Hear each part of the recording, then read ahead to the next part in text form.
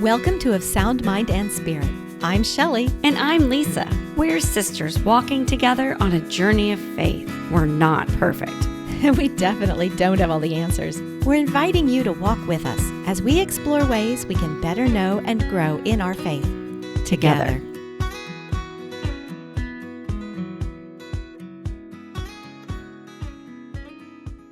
Welcome back to Of Sound Mind and Spirit. Hi, Shelly. Hello, Lisa. And welcome to our guests, our listeners. We're so glad you're joining us today because we have a really special guest. This is someone who's been part of our faith journey for over a decade. That's right. Today we're welcoming our dear friend, Lisa Hendey, author, speaker, founder of Catholic Mom, and one of the most encouraging voices in Catholic media today.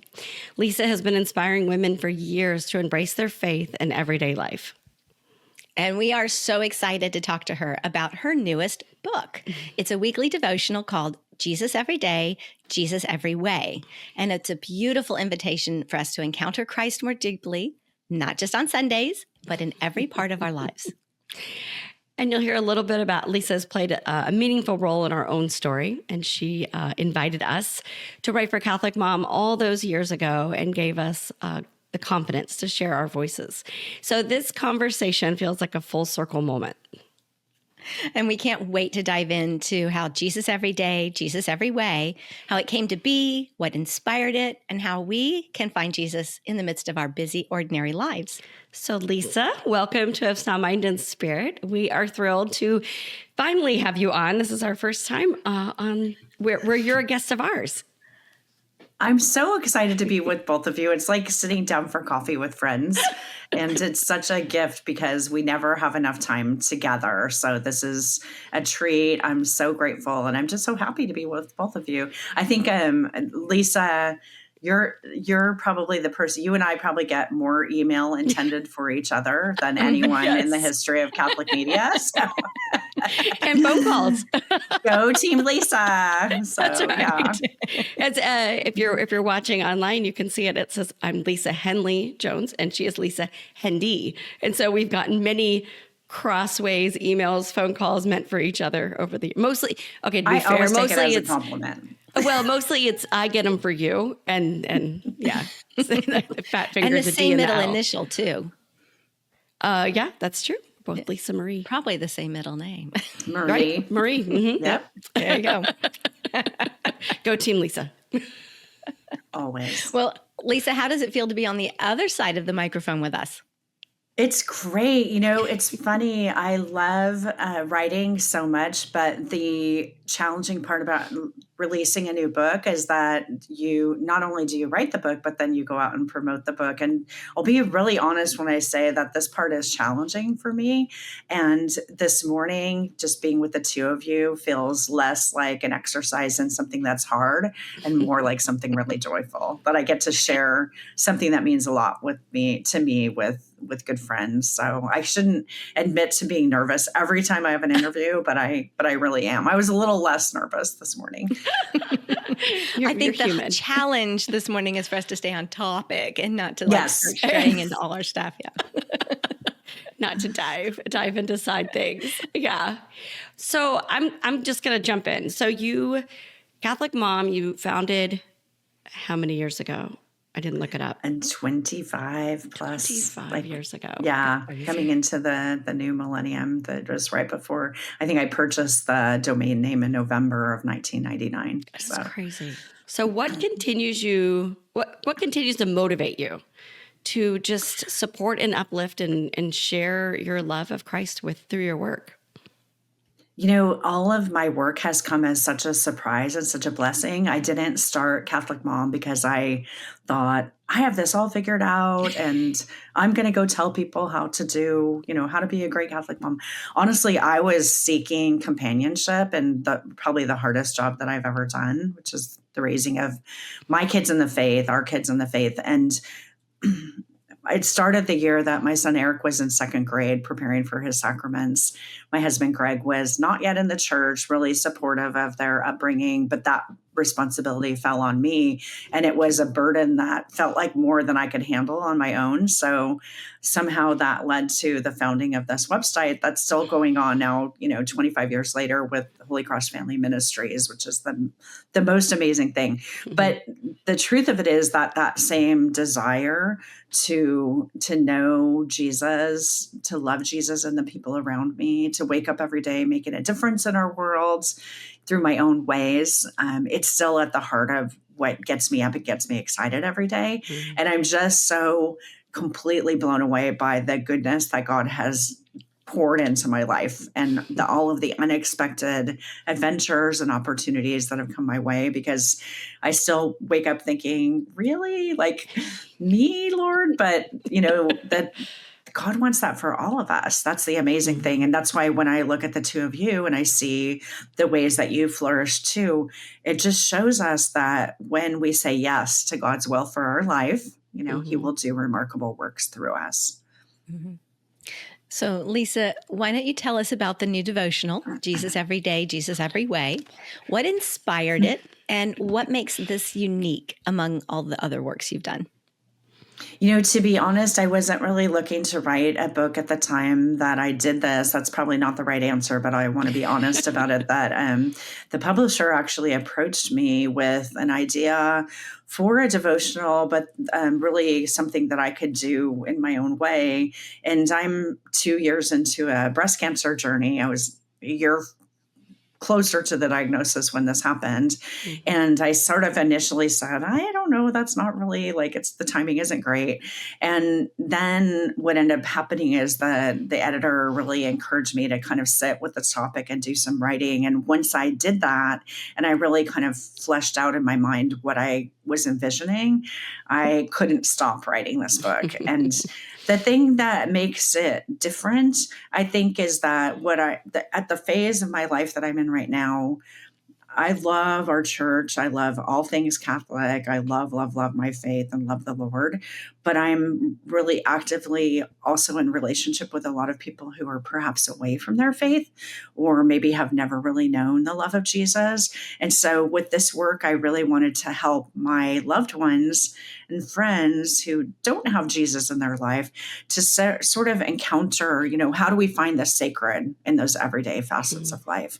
And so that's what really this book is all about, is taking the gospel and diving into it deeply, but with a prism towards just the everyday things of life, just the non-churchy ways that we encounter Jesus, and we look to share them with those around us. It's really beautiful. Mm-hmm. I think people will really resonate with that.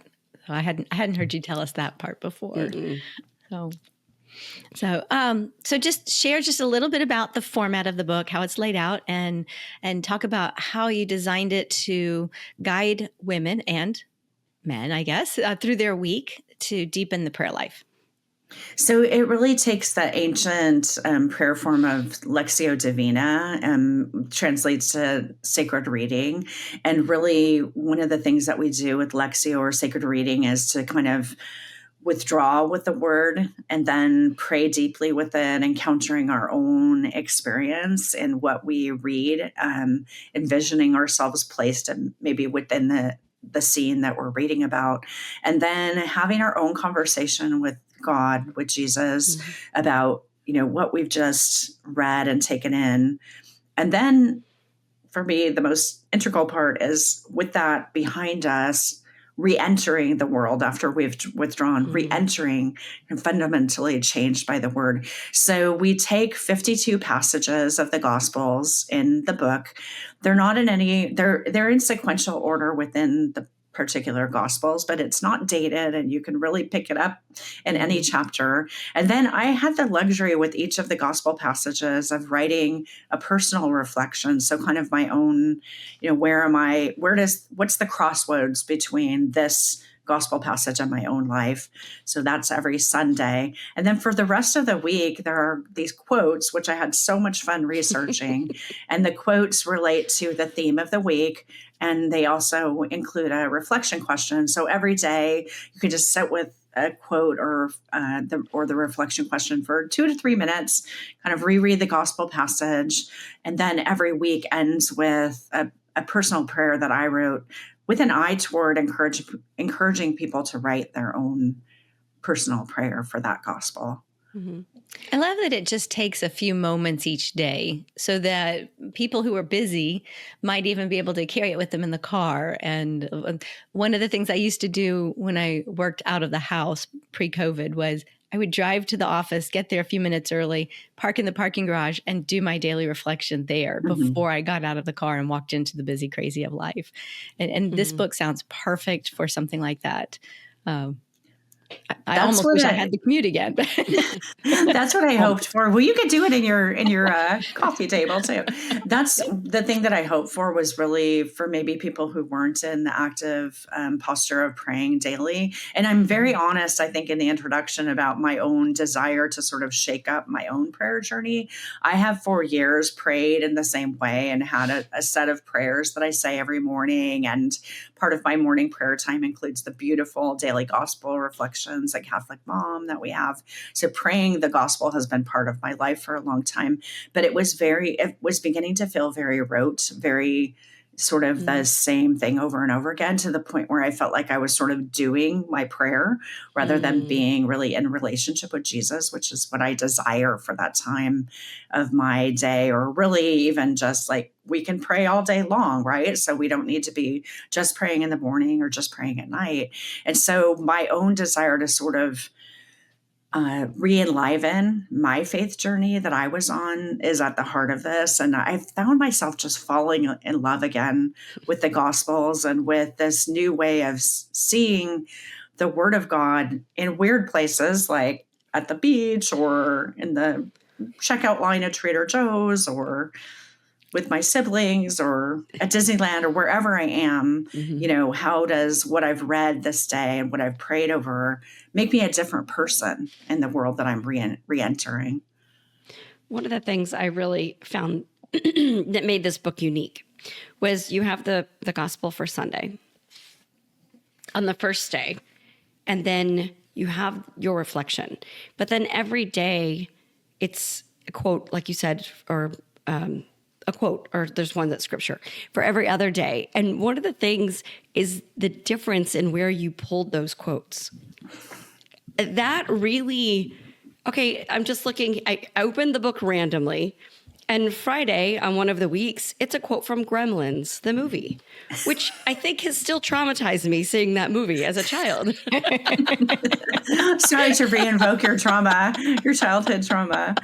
But so how did you decide this? This is, to me, it's just genius that you are picking quotes from all these different places. So what I wanted to do was, again, bringing the sacred into everyday culture. I wanted to involve a lot of quotes that every week starts with a quote from a saint, and it also concludes with a quote from scripture that relate to the main scripture passage. But on the other days of the week, what I wanted to do was find great literature, awesome public people, poetry. Every Wednesday is a poem, and every Friday is movie day, movie night.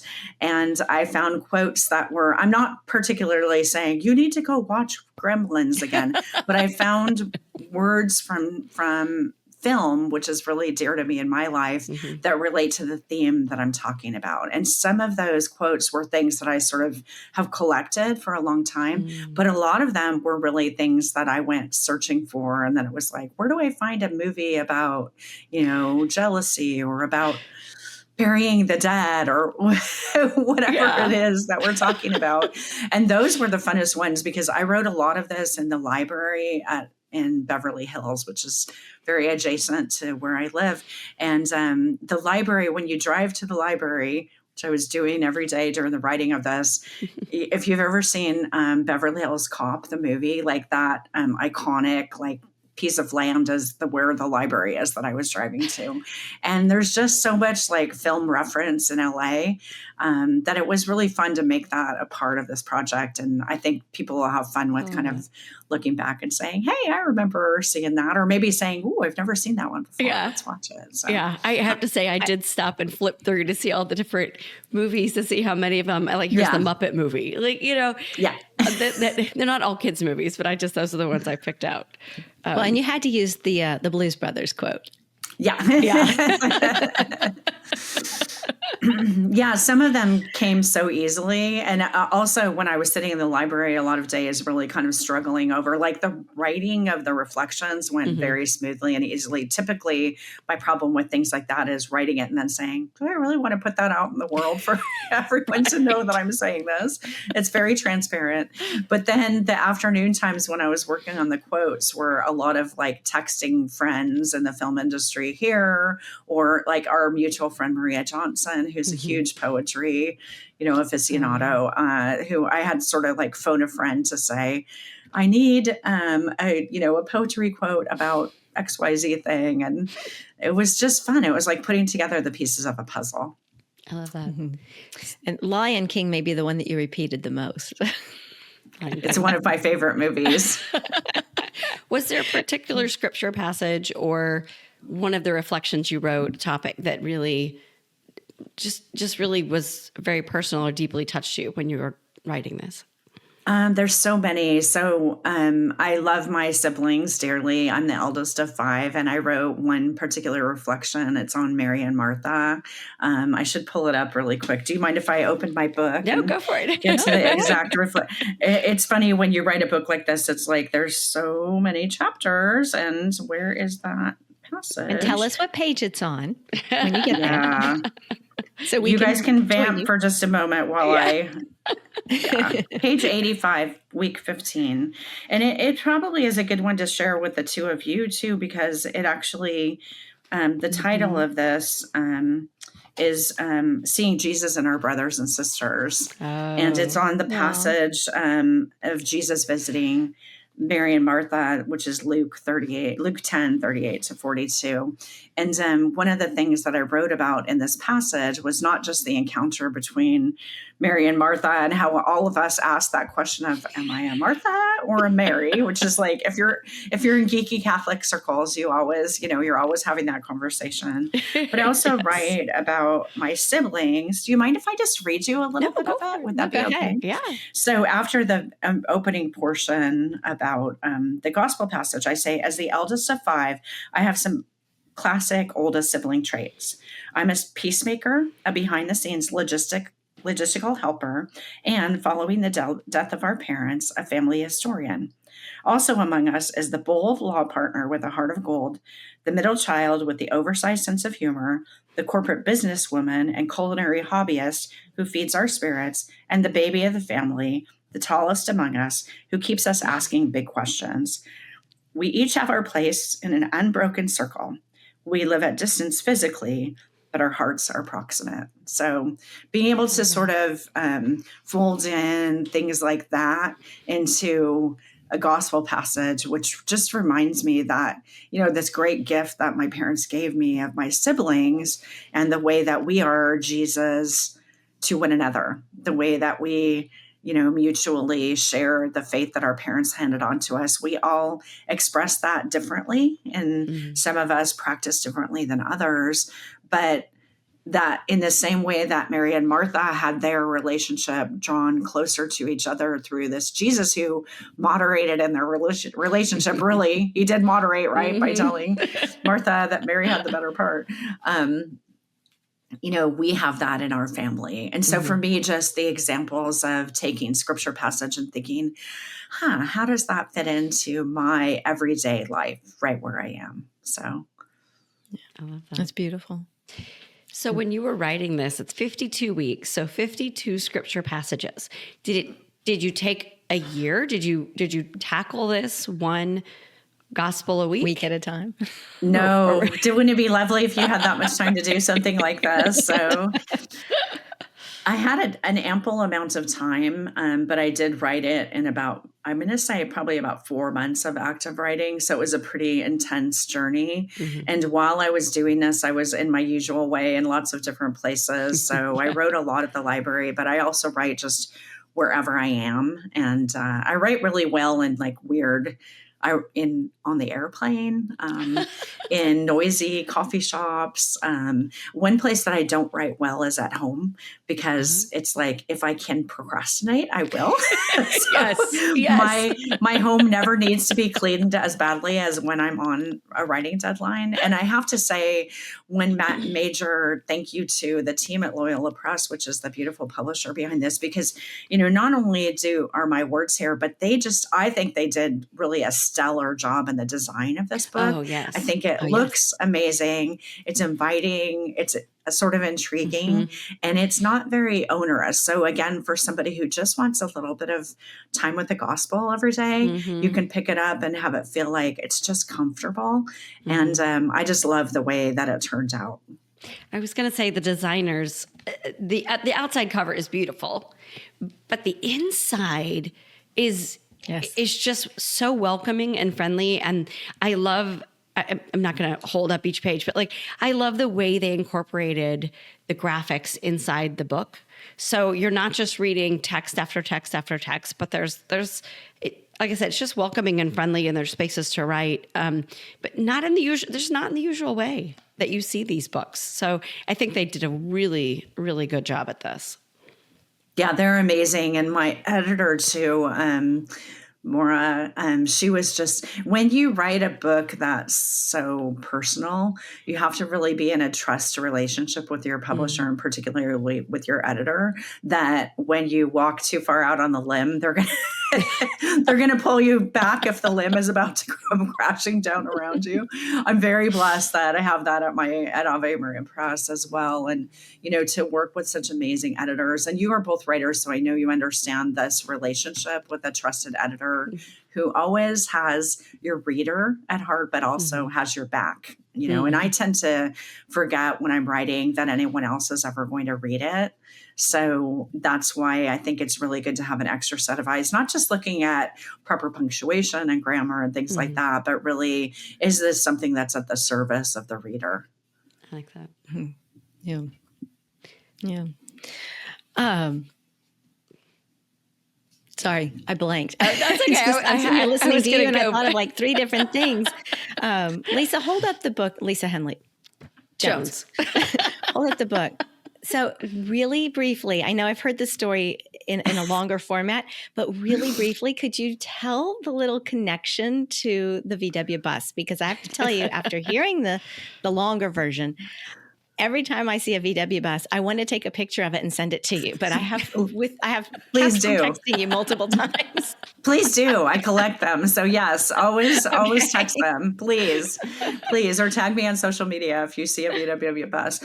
Greg and I, in our time in Fresno before we moved to Los Angeles, acquired a 1974 Volkswagen bus. We named it Arnold after the original owner, who was a gentleman who had passed away, but was a wonderful mechanic who kept it in pristine condition. And we drove that for many years. The main place that we typically drove it was to Mass on Sunday, or if we were not in a rush to go someplace, because Arnold, the bus, had its own personality and also own tempo in terms of getting us to places. So one thing about driving a bus is that you encounter, breakdowns occasionally, but you also enter sort of a bus culture, and it's just a different way of seeing the world. And when I write in the introduction about that, way of encountering the world, I make the connection to the fact that I want my relationship with Jesus to sort of take me into that same mode, that I slow down, that I encounter Christ and the people that I come into contact with, that I note the divine, the majesty of nature, the beauty of just simple parts of our life that are just obvious blessings from God. And so I hope that that image is a reminder to folks to just make the time, because this matters. Our relationship with Jesus has us on a journey. It'll be a lifelong journey for all of us, but it's worth the time that we take to be fundamentally changed by our relationship with Jesus. Thank you. Yes. So in your own prayer life now that you're not busy writing this book, and I know you're busy with lots of other things, so how do you stay rooted and connected to Jesus in this everyday and every way kind of method that you've written about and shared with us? I'm actually, as we speak, am still actively praying with the book myself. So that's a fun thing when you write something to go back and use it yourself as a user, and to avoid the thing of, oh, I should have written this instead, but really to kind of meet myself right where I was when I wrote it. So a lot of it is very personal. So it's fun to go back and read it. Sometimes it's like, wow, I can't believe that. But also just parts of my daily prayer routine that are really important to me. I still read the daily liturgy of the word every day. And I wish I could say I make it to daily mass every day. I don't make it every day. I make it several times a week, but those are two sort of like mainstays for me. And then also praying with whoever the saint of the day is really important to me. But I'm finding the change in my prayer life is much more that, I still have my prayer time early in the morning every day, but I'm much more cognizant of taking time throughout the day. And it's not in long periods of time. It's just a few moments to really be conscious of, where am I in relationship to Jesus right now, and in relationship to the world around me. And where that really happens a lot in my life these days is that Greg and I moved into an apartment during the summer, and we live sort of like right in the heart of a really urban area with a lot of just urban messiness, I'll say. And so I encounter all kinds of people who are different from me, students at the university, or people going off to their jobs, or our unhoused neighbors in the community. And having this arsenal of understanding of tools from Jesus helps me to have those encounters with a little bit more intentionality about how I can spread God's love in my own neighborhood. It's really in need of Christ it. in everyone. Yeah. Yeah. That's beautiful. So, well, Lisa, because of, we know you from Catholic Mom, and so I want to ask, you've been very passionate about building community among Catholic women, and you're even describing how you're doing that today. But what do you think that we as women of faith most need from one another in this season of our church? Oh, I think it's relationship. I think that sort of goes unsaid when you talk about community. But I think that one thing that a lot of us tend to do who are active online is that we seek those companions online. And we're very blessed that a lot of times our online relationships turn into true friendships like ours. I mean, the fact that we're entering our second decade as real in-person friends who met online to me, I will never be able to say thank you enough to God for the friends that I have that started through online channels. But I think we need that in our real life as well. Mm-hmm. And I think that the gift of an active faith group in our parish is really something that a lot of us need and desire. It happens a lot, interestingly, when our kids are young. If we have our kids in school, we have those encounters on a daily basis in the school parking lot or on the side of the sport field or whatever it is.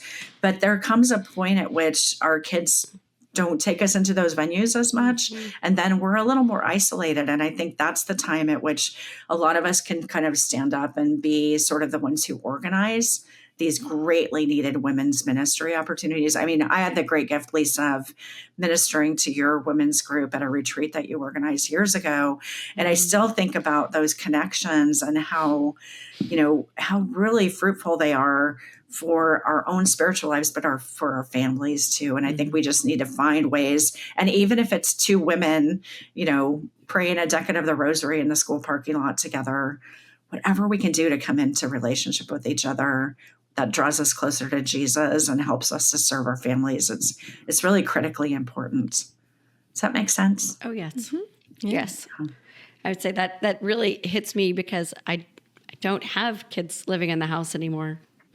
I have a young adult, but I'm not active in that way with other people, and it has greatly changed my need for connecting with other people in a faith way because I'm not encountering them on a day-to-day basis anymore. So you just reinforce that I need to get back out there. So yeah, and I'll just say for somebody who's out there that is thinking, oh, I wish my church had this. be the person who goes to your pastor and says, we really need this. We need a little bit of space and we need, Yeah, your blessing for it. It's important and it will bear fruit in our churches. exactly. And all it takes is really that one person to step up and say, and just step out in faith and say, I'm going to try this. And if it is 3 people, 5 people, 10 people, you know what? That's all it needs to be. It doesn't have to be a 100 person event. Just still start somewhere. Yeah. Mm-hmm. Yeah. All right. So what encouragement would you offer to Catholic women, the ones we were talking about, who feel distant from their faith or unsure how to start reconnecting with Jesus? Yeah, come back. Let him embrace you right where you are. I think a lot of us think, we sort of, especially at this time of the year, we're like, well, on January 1st, I'm going to start my prayer journal, or I'm going to, begin a novena or whatever it is. Like, don't wait. Jesus wants to meet you right now, right as you are, right who you are, and just rejoice in knowing that you don't have to change a thing about yourself. You don't have to write something on your calendar. You just have to sit and be loved for a few moments every day. So it doesn't take a book or a particular prayer that, you pray every day. It's your presence, understanding that you are uniquely and wonderfully loved right where you are, just as you are. So I think that's a great place to start.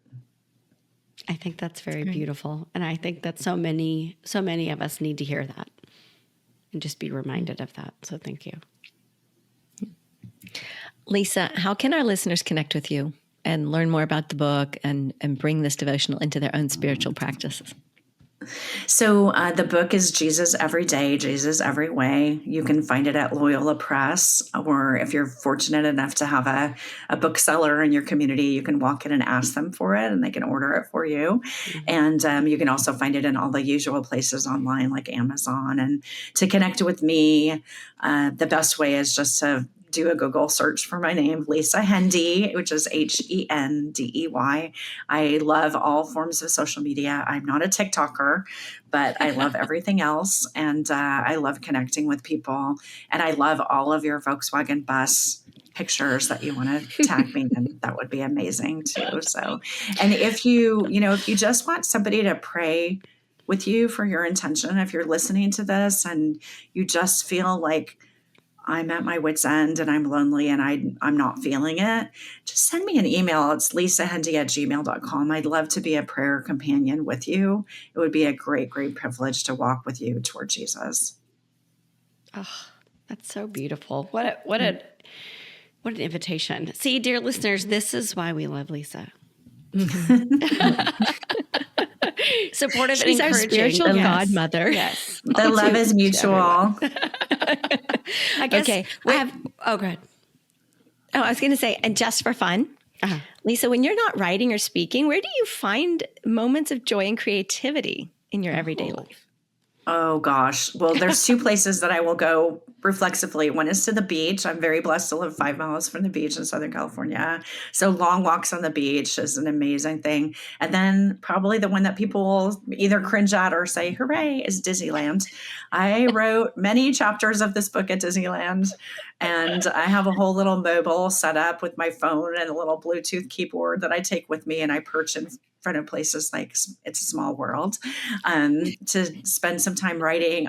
There's something about being there. I love going with my friends. I have several Disney adult friends that I meet up with there, but I also love going by myself periodically. And it's a great place to reflect and to just enjoy God's beautiful nature, to write and, to just enjoy a day. Best place to get to 20,000 steps I know of. So it's awesome. So those are the places. So if you're in LA or Southern California and you have a magic key and you're looking for a Disney buddy, call me. Or email at lisahendey@gmail.com. There you go. But I'd put in the header, magic key. It was you say magic key? Yeah. Looking for a buddy. I love that. I need to find some place like that here. I used before the shutdowns, I was going to the zoo here because our grandmother zoo used to is take us to amazing. the zoo, and I loved just walking around by myself, and I let my membership lapse during the shutdown, and now I think I might need The to go do zebras that want again. you to come back, Yeah. Lisa. So, see, I keep my membership at the art museum. So Houston has a huge art museum and many buildings and campus sites. So, Yeah. but I haven't gone recently. I'm waiting for the new one to come out. So there's a new exhibit. So. It's great to have those places. And if you're in a place where, if cost is an issue, a lot of times, like I know in Los Angeles that our library actually offers several free days a month to the museums in our community. And that's actually, a really beautiful way of connecting with culture. If you still have your kids at home, even if you just go for half an hour on a library day, it's just amazing. A lot of them also are sort of free for the last couple of hours of the day. Right. I know we have See the world. Thursdays here. 3 days on Thursday. I mean, it's sort of in the spirit of Jesus every day, Jesus every way, to say we can encounter Jesus at the zoo or at the art museum or in these places. You know, that might be an interesting way of shaking up your prayer life, is challenging yourself in the new year to kind of think about what are some places in my community that, where the sacred is waiting to find me. And I like that. I think that's super fun. That is super fun. I like that. Okay, I really hate to start our closing here because I feel like we could go on forever. But Shelly has questions that she asks all of our guests, and so Shelly. Okay, Lisa, as the oldest of 5, I'm going to ask you first to say it as a sister, because Lisa and I are sisters, and you've known that for many years. We ask all our guests if they have a sister story that they can share with us. And like I mentioned before, one that won't get you in trouble.